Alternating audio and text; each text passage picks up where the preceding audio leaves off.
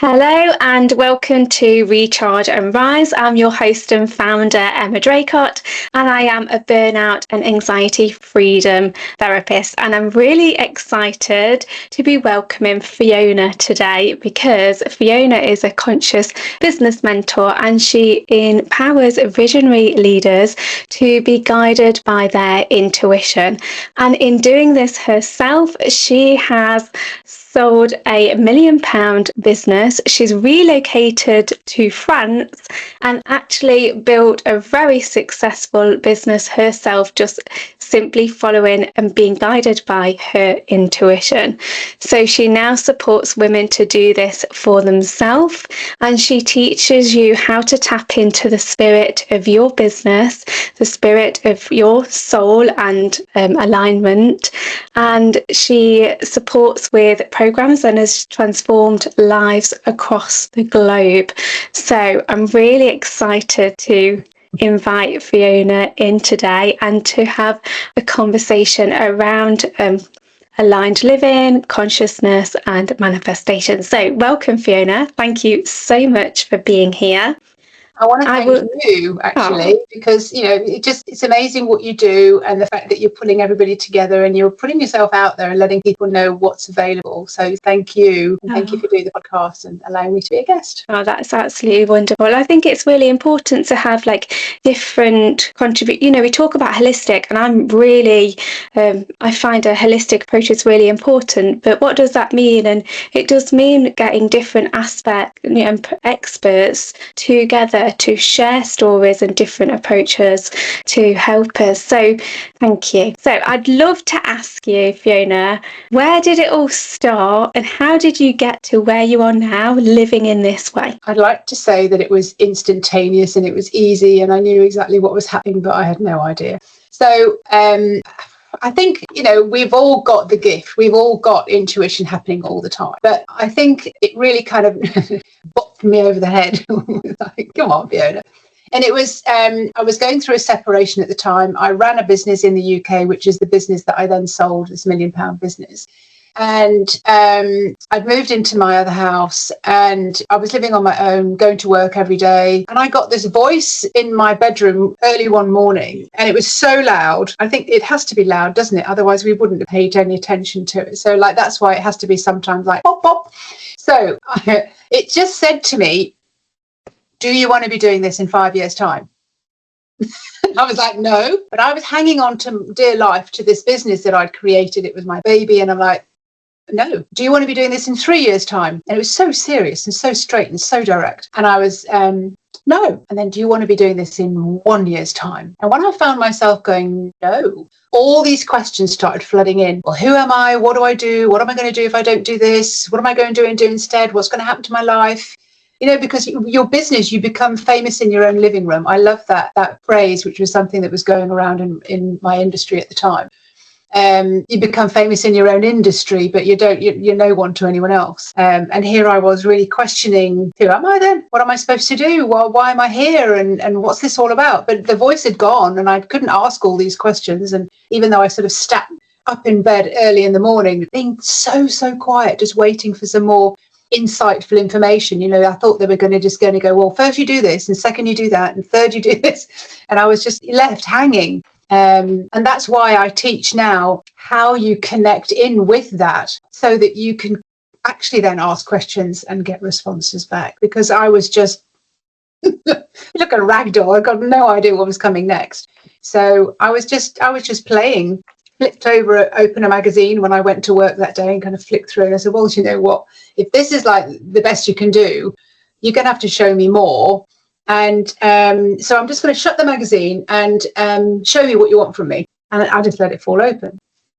And it fell open on a life coaching page. And I went, really? I'd already started meditating. I'd done my Reiki and I was sort of starting along that kind of that journey. I'd already had a bit of a wake up call. I was like, life coaching, really? Okay. And it's like, oh, year's program. Really? Well, okay. Well, look, I'll ring if they do it in Reading on this particular weekend. I might go. So picked up the phone. Well, yes, of course, we've got the availability, blah, blah, blah, blah, blah. Anyway, so I ended up going because I had to, because I'd negotiated and I had to keep to my bargain. So I ended up going, and from there it was, what do you want to do in your life? Where is it? And so it was a massive turning point for me, really finding out what made my life tick, rather than just going to work. And well, you mentioned burnout earlier on, and I think that's it. When you're not doing what you really love, it burns you out, absolutely. And I think, that was where I was going to be heading if I didn't take the bull by the horns. So after a year of doing this course, I decided during the year I could be doing something else, somewhere else, not in England. And that was where I was following my guidance as to like selling my business, finding someone who would buy it, a customer already who would buy it, selling my car, renting my house, buying a ticket and packing a rucksack and then traveling around the world. So inspirational. I'd love to take us back to, and even in your story, you're listening to this guidance and going, that's absolute, you didn't use the word nonsense, but no. Yeah, it's just like, you what? So could you talk a bit more about that experience? Because I think that people might have an idea that when we have guidance that we're like, wow, and that makes so much sense, but that's not really the reality of it, is it? Oh gosh, when you get guidance, it can be very clear. It's like when I got guidance how to set up my business when I got moved to France, it was just, I must have been asking, I've got no idea how to do this. I don't know how I'm going to support my family. I'm unemployable in France. And then I got the visions and I got it all kind of spread out. And I was like, I know exactly how to do that. That's brilliant. But in this particular instance, when I was kind of like, hello, bopped over the head with a big loud voice saying, do you want to be doing this in 5 years' time? I was really left hanging. But I couldn't deny that it had happened to me. Apart from my dog, there was no one else around who could probably say, yes, you just did hear a voice.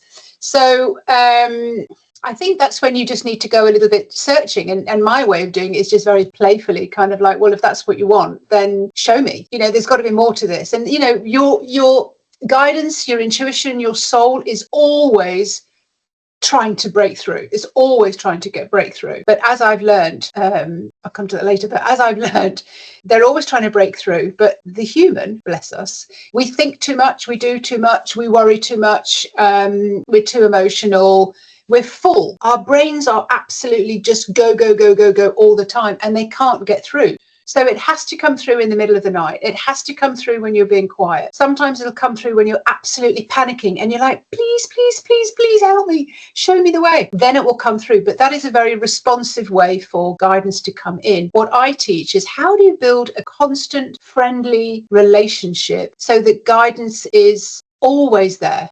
Yeah, I mean, that sounds yummy. So I'd like to take us back to, just in case it would be helpful for anybody listening, is what actually is their intuition? Where does it come from? And then I'd love to get into, how do we support our own listening or awareness of our own intuition? All right. So your first question was, what is intuition? Yeah. Intuition is the voice of your soul. Now, you may hear people say, oh, intuition, your clairessence, clairvoyance, da, da, da, da. And we do have particular tracks that are easier for us to follow. I'm very visual, but then again, this guidance came in by my auditory system. But now I'm very feeling, and the whole purpose of us growing and evolving is to understand how we feel. And you think you have to go back to the 70s, like, oh yeah, that's it, feel, man. But it's like, we really, really have to know how we feel and why we feel. And people have shut down their feelings because I'm empathic and I just feel everything. Hello, but that is your superpower. Intuition is the voice of your soul. It is the soul coming through to you. It is giving you guidance. So this that we wear, our body, is our barometer. So as the barometer, we feel things. So like people say, oh, I've got goosebumps, that must be right. So, that's the beginning of understanding that that's how you get something. You might also just absolutely know your yes and no, which is what I teach. Like, so, my yes might be going backwards and feel really expansive. My no might be going forwards and feeling really kind of small. But there's a feeling on the inside that you just get to know and understand. And this is just the gentle, silent language of your soul that is there constantly.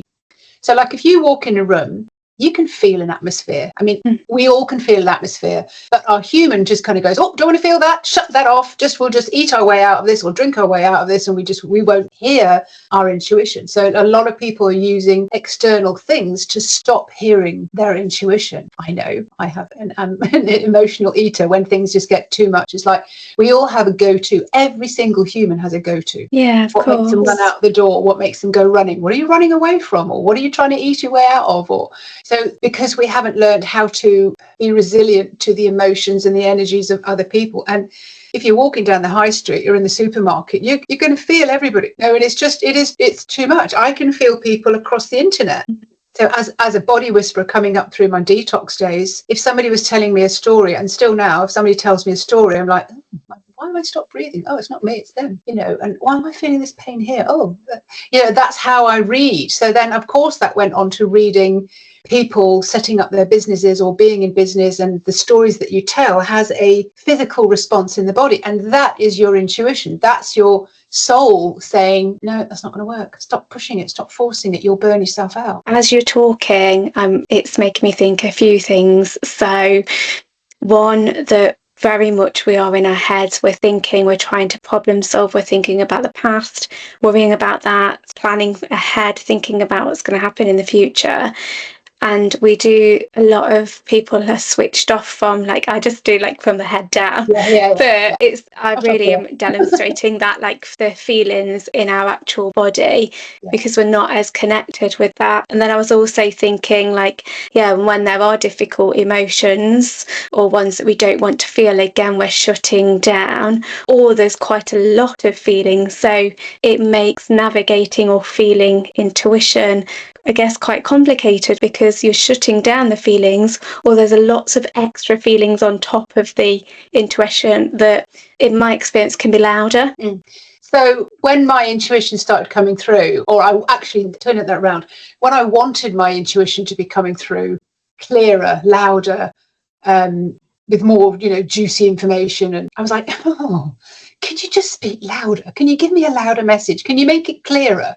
And, my intuition now, I realise, laughs at me as a human. It laughs at all humans and kind of goes, shut up then. And I'm like, well, what if I could, blah, blah, blah, blah, blah. And, I was trying to find characters or people that go, oh, she's so calm and serene. How do I do that? How do I do it? Seeking all the time, rather than allowing myself to just, well, the word would be trust. The word would be surrender, which is terrifying for the reptile brain, for the human, because we're run by the reptile brain. The reptile brain is kind of like, I'm in control. I've got this. I've had this your whole life. I know how to do this. I've been educated how to do this. I can't let go. And that's why we get to feel so anxious sometimes, because the anxious feeling is just, I don't know what's coming next. I'm out of my depth. I don't know what's coming next. And what we try and do is we shut that off. So we end up living in a very, very narrow bandwidth of feelings. Well, this is acceptable. I just want the nice feelings, nice and easy and peaceful, and just there. I don't want to feel anything. So like you narrow it down. But when you understand that your intuition is your superpower, what you're going to do is you're going to start widening your ability to feel. It's like a light spectrum. You just start, well, anger isn't so bad. It just feels like this. I don't need to own it and hold it and walk around with it. It's just, okay. And if you allow yourself to feel anger, you can allow yourself to feel more peace and love. And if you allow yourself to feel grief, then you can feel, a bit broader on the other side. And so you start to feel much safer in the world. And you go, oh, I get that. I get what you're feeling. You're really angry, but it's not mine. So I don't need to feel it. Yeah, I think it's that reminds me of like duality. The more we're able to experience on one end of the spectrum, the more we are able to experience on the other. And it's increasing that tolerance, isn't it, of being able to sit with emotions that we might feel are a bit uncomfortable, or we've been taught that are negative or bad. But the more we're able to process those, and you talked about, like, I suppose, coping strategies. Absolutely. When we process our emotions rather than try and push them down or eat through them or drink through them. or even or overthink numb. them. We're analysing and Yes. analysing and Yeah. analysing, overthinking and oh, well, I could have done this and I could have said that and I should have done that and oh, what if I could do this? And we're analysing it and digging. What did a friend of mine call it once? Navel gazing. It's like we're just so looking into every single aspect of what we could have, should have, would have done. So for someone who's quite active in terms of their thinking and their brain, and actually they might be suppressing emotions or using other coping strategies, what would you guide them to do as the first step? To get more comfortable with, if you recognize yourself as over emotional or burning out, or you've got suppressed anger, or you're just overwhelmed and angry, or whatever it is, or if you're in a living situation that's tough, you're the only one who can sort you out. So you have to learn how to refine and soothe out your emotions. One of the first things that I would say is you have to find a safe place to go. And I don't mean to your bedroom under the duvet. I mean, you create a safe place for yourself on the inside, and it's a feeling place. It's just, oh, there I am. And you are unaffected and uninfluenced by other people. So it's a practice, and you can get back there eventually within a split second. You can do it in the supermarket. You can do it walking down the high street. Oh, okay, there I am. Because unless you have that, you are going to think, I have to create stronger boundaries. I have to stop people stepping over my boundaries. They've done it again.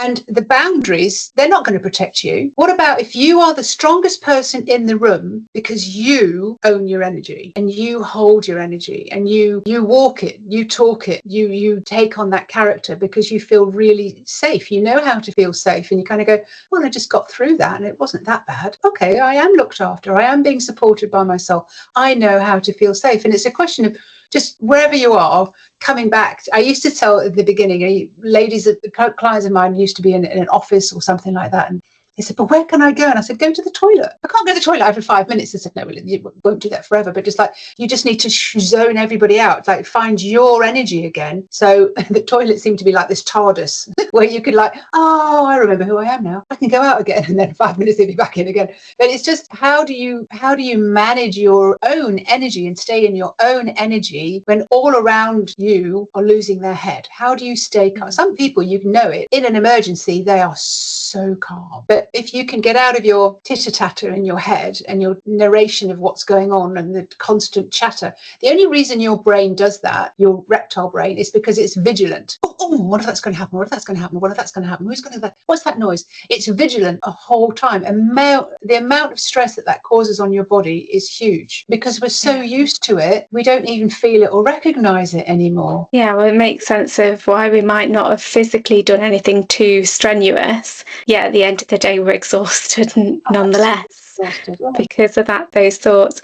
So I'd love to talk about trust. And I believe probably just what you said, it's talking about being able to manage your emotions and having agency over your own self. But I'd love to hear your insight of how do women step into more of trusting themselves instead of, which does switch off the thoughts, doesn't it, really? Yeah, exactly. Yes, it's look at our society. We are not taught or trained to trust ourselves. Everyone on the outside apparently has the answer for us. What if you had such a great bond with yourself that you could ask yourself a question because you practiced it, you've got to know yourself and you've got your safe place, and you start building up a trustful relationship, and you were able to say, do I want to be here? Oh, no, I don't want to be here. Okay, I trust that. Okay, I'm going to get my coat and I'm going to go. Or can I trust this guy who's going to come and live? This is a story that I've got. Can I trust this guy who's a young guy who's going to come and do some plumbing and painting and stuff and stay in my house? And I've got 2 young kids and I'm a single mum. So can I trust him to come and live my house? Yeah. All right. Okay. Well, let me just double check. I've done Reiki, so I know I can send energy, but I wanted to be able to see if I could feel someone else's energy from far away. So I'm always playing. So I said, okay, so this is the guy that, as offered, he's ticked all the boxes as far as the jobs that I need done in the house.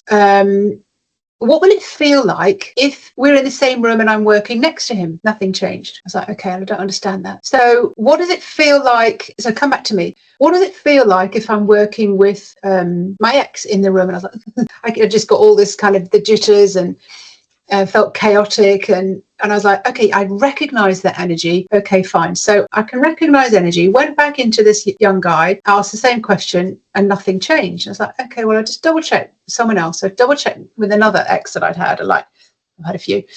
And I just got, oh, that's what it feels like when I was with him. And we were doing jobs around the house together and just, oh, yeah, he is really laid back. That's just really cool. Okay. So I knew I could feel somebody else's energy, but why wasn't I feeling this guy's energy? So then I asked, because I wanted to trust it. Okay, so can I trust the feelings that you're giving me? Yes. Can he come and work? Is the information that I'm getting back correct? Yes, it is.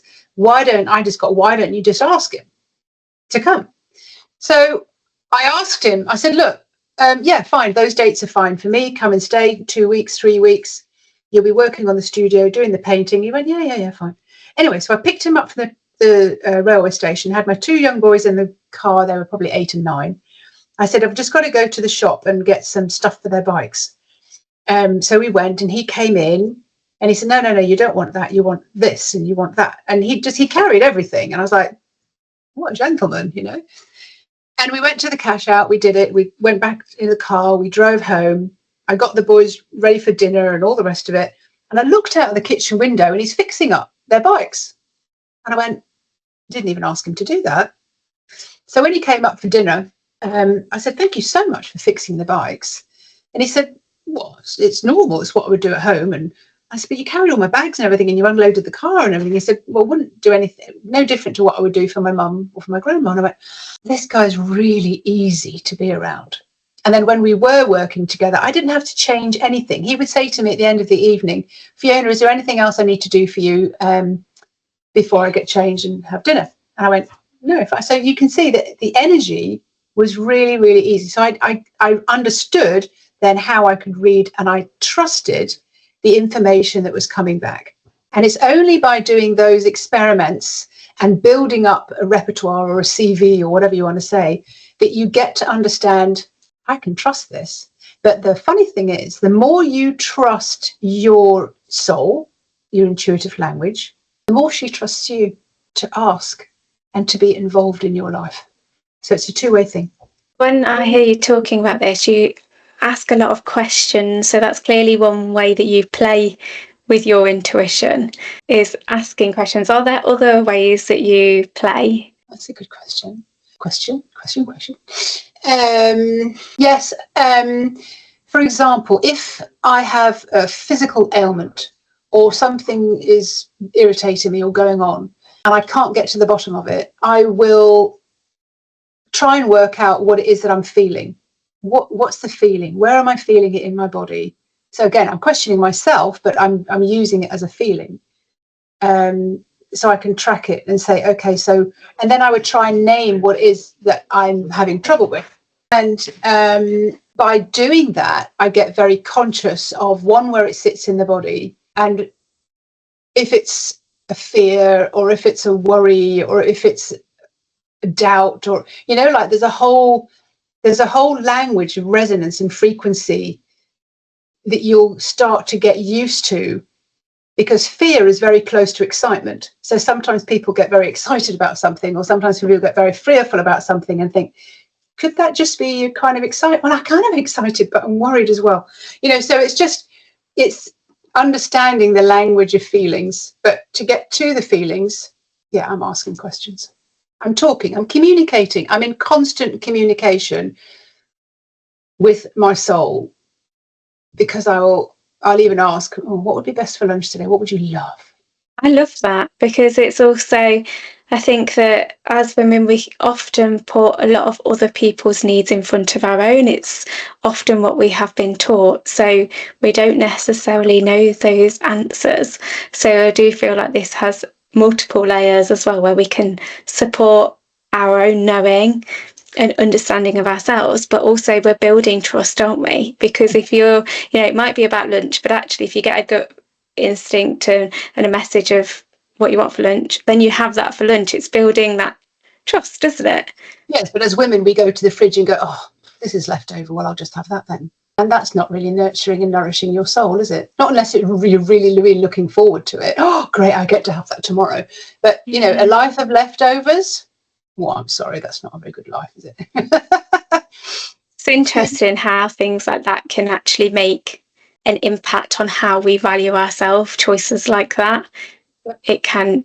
So I'd love to go back to talking about surrendering. So letting go and surrendering. We've talked about trust.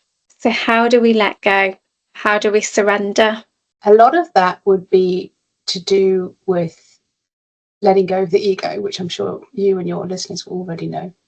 But it's a subject. It's not necessarily an action, or it's not necessarily a knowing of how you get to that point. One of the things, and I did it just this morning with some clients in a group that I've got, because she was saying she was, not refusing to meditate, but she always fell asleep when she did a meditation. I said, well, let's not think about it as a meditation. So what I did was I helped her to melt away from her body, so that you could imagine eventually, without doing the exercise right now, but eventually you're just a puddle on the floor. So all your thinking and all your worries and all the humanness and everything else, oh my word.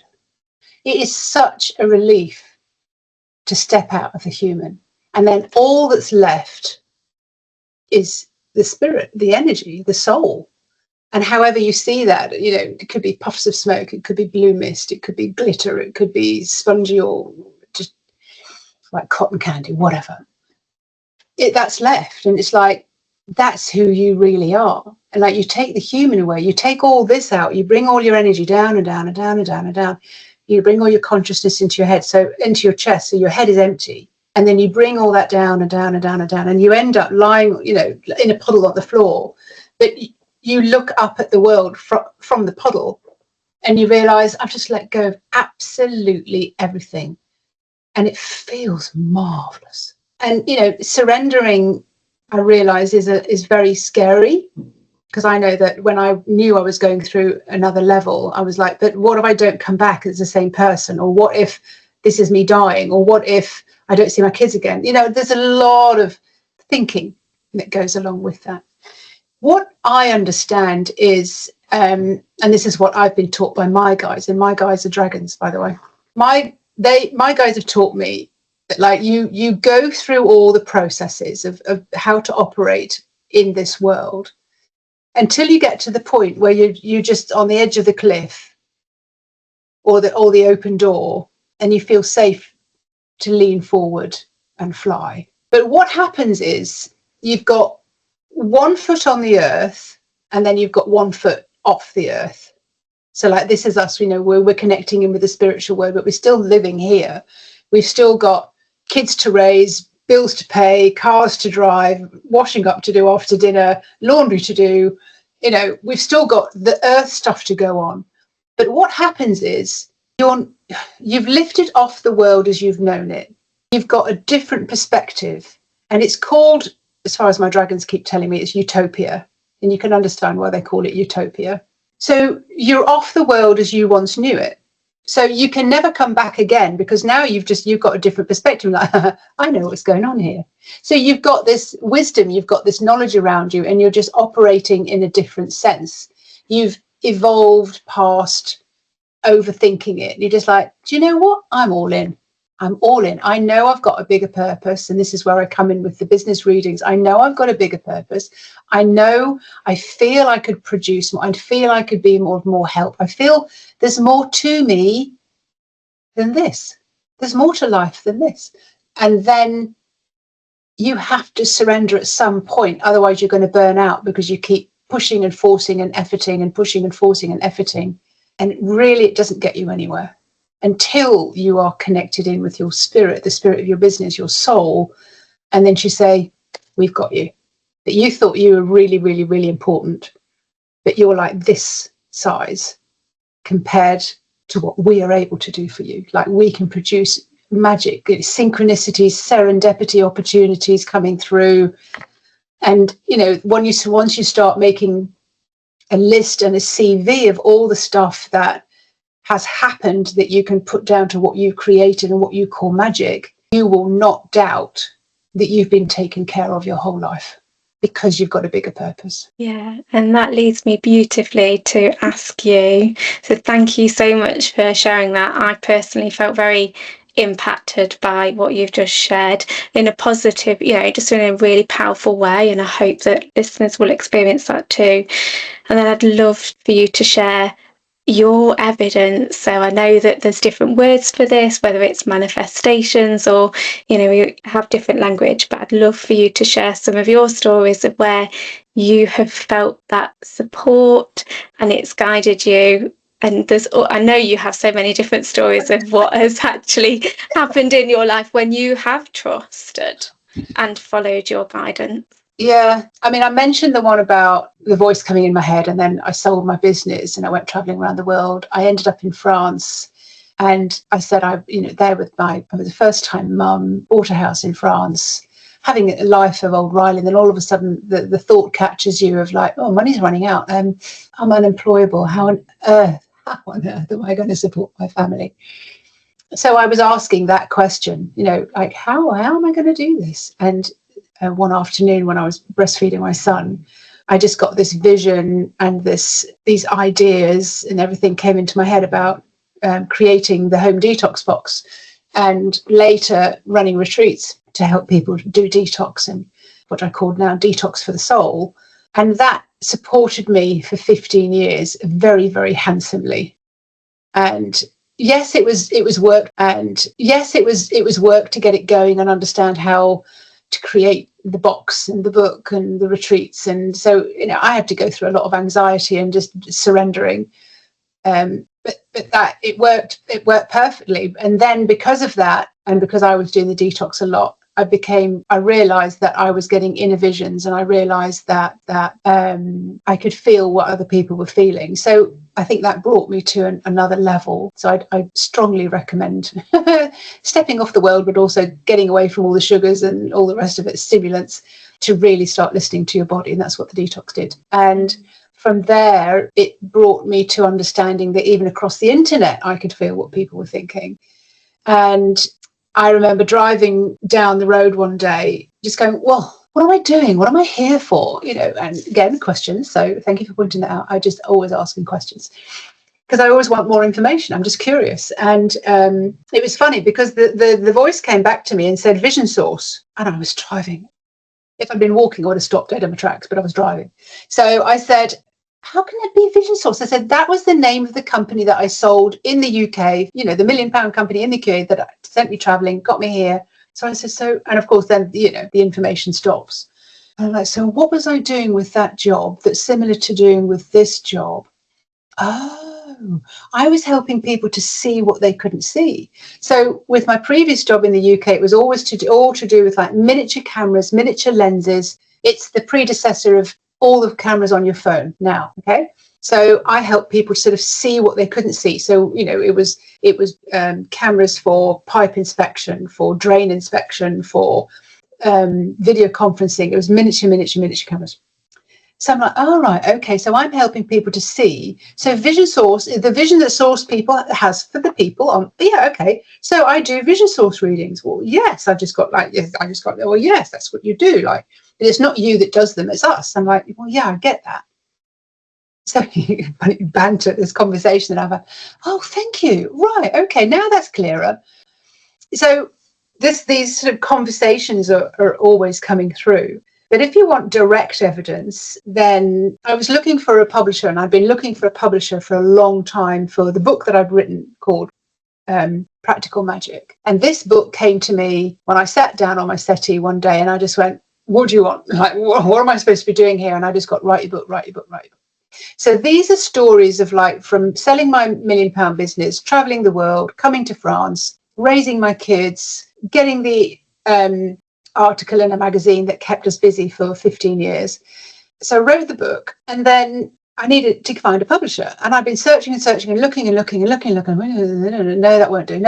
No, I can't hand my book over to them because no. It's like, no, the energy was just disgusting. No. I'm like, okay. And I kept asking, so who's the publisher? Where's the publisher? Because all the way while I was doing the book, I'm speaking to the spirit of the book, and I'm saying, are you finished yet? No, we're not finished yet. You got more information to download? Yeah, we've got more information to download. How many chapters will it be? Or 11 or 12. How do you want it to be laid out? It'll be a part 1 and a part 2. All right, okay, fine. So I'm listening to the spirit of the book. So then, of course, when I come to sort of wanting to find a publisher, I'm like, well, you need to find me the publisher then. All of a sudden, I realized I was asking the wrong question. So I said, okay, so not who's the publisher, who do I know who knows the publisher? Immediately, I got the face of a girl that I know online, and I've worked with her before. I said, do you want me to ring her? And I got, yes. So I rang her and I said, do you know a publisher who would be excellent at publishing this book, blah, blah, blah, blah, blah, blah, blah. She said, I know the perfect person. I said, okay. So I made an appointment and I had an interview with this woman. It took 2 weeks for this to happen. And I just is this my publisher? And I just got, yes. I'm like, finally. So, and I've done that with so many things to do with the dragon cards. When I was asked to make the dragon cards and find the artist that would depict the eyes of the dragons, because they're my guides. And they're the guides for everybody, by the way. I couldn't find the artist. I kept saying, who's the artist? Is it this person? No, Fiona, will you stop looking? Oh, but is it this person? No, Fiona, will you stop looking? Is there somebody else? Yes, there's somebody else. Impatient. I'm like, but I just want to get them out there. And all I just got was this feeling and this vision of just keep looking straight ahead. And I was like, yeah, but for how long?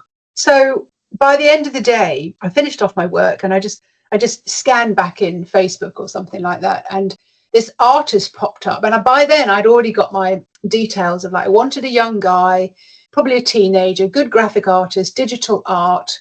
And I had in my mind what I would pay compared to all the other artists who are out there. Anyway, I had a conversation with him. Didn't put in there that I wanted him to speak English. So he was a French guy. So I had to translate everything. Try describing the colour of the scales or how you want the eye to look in French. Anyway, I spoke to him. And when I saw this advert come up, I said, is this the guy? And I just got, yes, that's the guy. I went, okay, then. Very, very, very practical. And that's why it's called Practical Magic in my book. Very practical, but you get the information when you get the information. I want the crystal ball. We all want the crystal ball. Please show me how my life is going to look and how that's going to turn out. And will I get this, and this, and this, and this? But it's like you get the information when you get the information, when it's ready and when you're ready. Mm-hmm. Yeah. Thank you so much for sharing that story and also sharing the realities of it, even in a guided life. There's still parts of you that, want the information quicker and want more information, but actually how it actually practically works. And then it's really lovely to hear you speaking about intuition and guidance, because it gives a language of how you communicate with it as well, which is really practical going into your practical magic strategy. So the last question I'd like to ask you is there anything that you feel inspired to share? So you know what this session is, who it is for. Is there any wisdom or guidance you feel inclined to share? Okay, they're just saying it's a practice. It's a practice. I have a lot of clients who come to me who are very intuitive, very aware, or they were very intuitive and very aware. And then for some reason, they let it all go. It could be because of family situations, people didn't believe in them, or something. They've given up on their business, they've given up on their dreams. So they were very intuitive, very guided, and then for some reason it's gone. Also people who they've made things happen. So if they needed something to happen, they would almost force it through, which is very responsive, getting guidance. So, oh my God, I need a plane ticket for this price. And okay, last time I got really upset about it and really very, very determined. So that must be the energy that I need to get this through. So the information that comes through, it can come through, but it's rare and it's very responsive to your demand. But it's not a relationship that you're building up. If you were in a partnership with somebody, if that was your husband or your wife, they wouldn't do that very often, would they? They'd stop at a point and they'd kind of go, you only come to me when you want something, and I think that's the most disgusting energy ever. It's not very loving and it's not very grateful. So, and it's exactly the same with your spirit. So if the spirit sends me information and I notice it right there and then, I'll go, oh my God, thank you, that was awesome. And there's nothing that feels better than when you know that you've just had guidance, because to me it feels like practical magic. It's just like, yes. Wow, that stopped me having to look for those keys and look through all my pockets in my bags. And Yes. Trace my steps. So all I did was ask, keys, please show me where you are. Yeah. And the story I'm thinking about now is my son's keys. He was like needing to go to work and he needed his scooter keys. And he's like, Mum, I can't find my scooter keys. Panic. He goes, I know you can find them. So I said, well, yeah, I probably can. So I tried and I went, nope, not getting anything. And he went, oh, no. And I said, well, I'm not getting anything because I'm being told now's the time for you to learn. So they won't do it for you anymore. So I said, go on the stairs and ask the questions. Keys, please show me where you are. And so he did that. And he came back and goes, oh, they're not showing me. They're just showing me my desk. But I've looked at my desk. I've emptied my desk. I've looked everywhere. And I said, okay, well, I got your desk as well. So let's go up to your room and let's have a look. So we went up to his room and had a look. And I said, look behind. I said, no, they're not on the desk. And I said, okay, please show me where you are. And all I got was grey. I went, grey. And I said, okay, but just show me, show me where you are. Right, okay. So I was kind of leaning forward and then down to the right-hand side. And I went, oh, right, okay, they're behind your desk. So I looked under his desk behind. I said, no, they're not there. And then I went, okay, so but down to the right. And I've just got this really pulling feeling. So I said, they're down on the floor by the right-hand side. So I got on my hands and knees in a boy's bedroom with socks and stuff. And there was some socks at the back there under the bed, grey, and the floor is grey and the skirting board's grey, and behind there were the keys. So I love to read people's businesses. I love to show people how they can tune into their business and ask the information.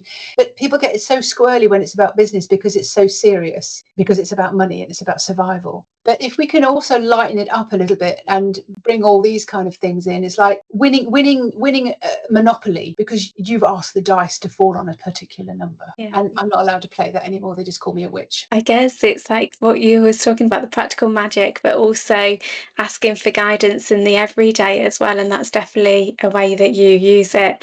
And I'm smiling with your key story because I've got my own key story where I asked for guidance and then just when I'd stopped looking completely, just got the absolute vision of exactly where they were, which was in a really odd place. Yes. So thank you so much for being here. Thank you for sharing your energy, your wisdom and your insights. I've really, really valued this conversation.